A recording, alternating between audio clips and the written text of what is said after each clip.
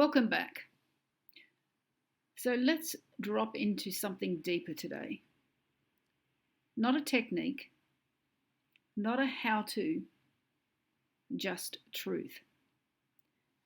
What you're seeking, you already are. So that desire, that longing, the love, the peace, the clarity, the abundance, whatever name you give it, isn't out there. It's not waiting at the end of a method. It's not a reward for doing it right. It's already here.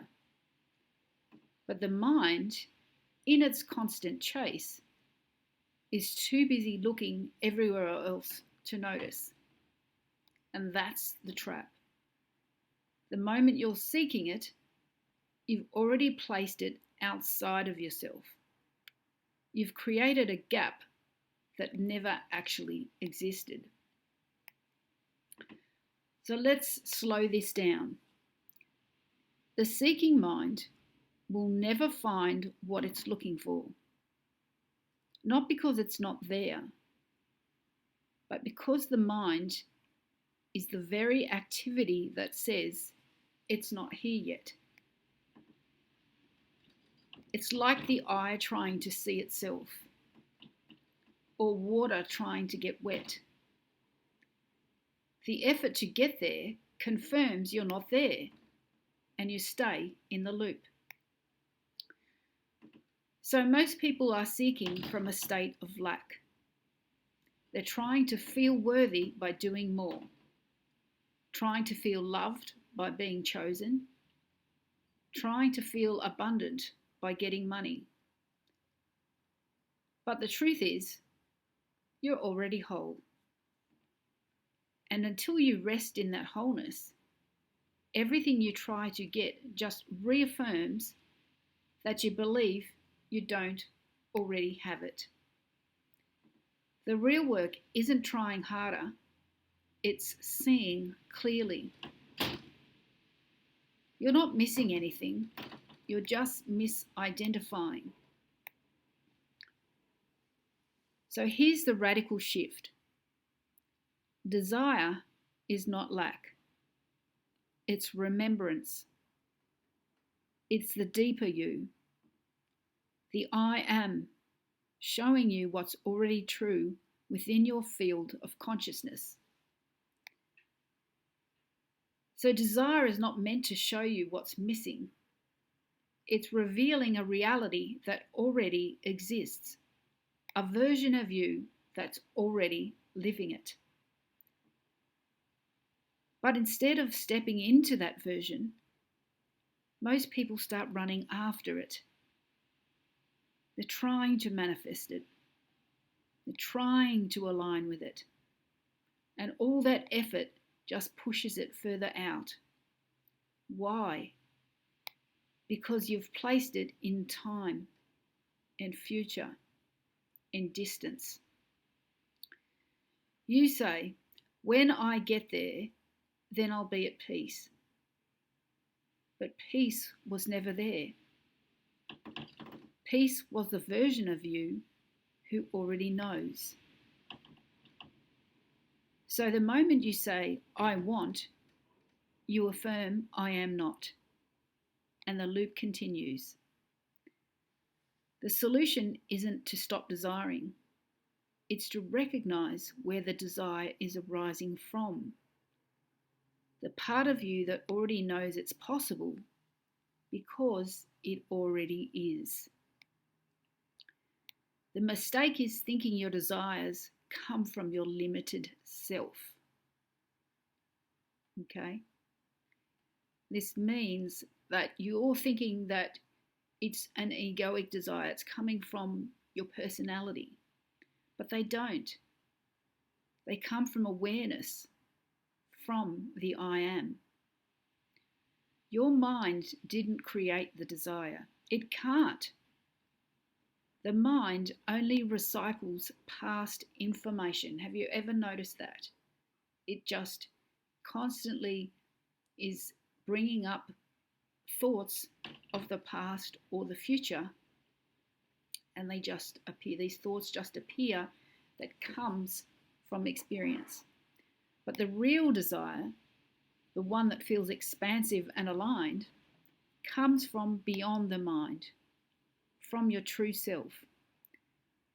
And the second you try to analyze it, judge it, or force it, you shrink back into ego. So what do you do instead? You stop trying to get there, and you start being the one who already is. This is why Neville Goddard said, assume the feeling of the wish fulfilled, not because feelings create reality, but because identity does. When you shift into the version of you who already is it, has it, lives it, the desire collapses into now, because it was never separate to begin with. Everything changes not when you get it, but when you stop chasing and start recognizing. You don't need to figure it out. You need to identify correctly. And identification doesn't happen in thought, it happens in awareness. So how do you shift? You catch the moment, you start looking outside of yourself. And instead of going down the rabbit hole of fixing or seeking, you return to stillness, to presence, to the I am.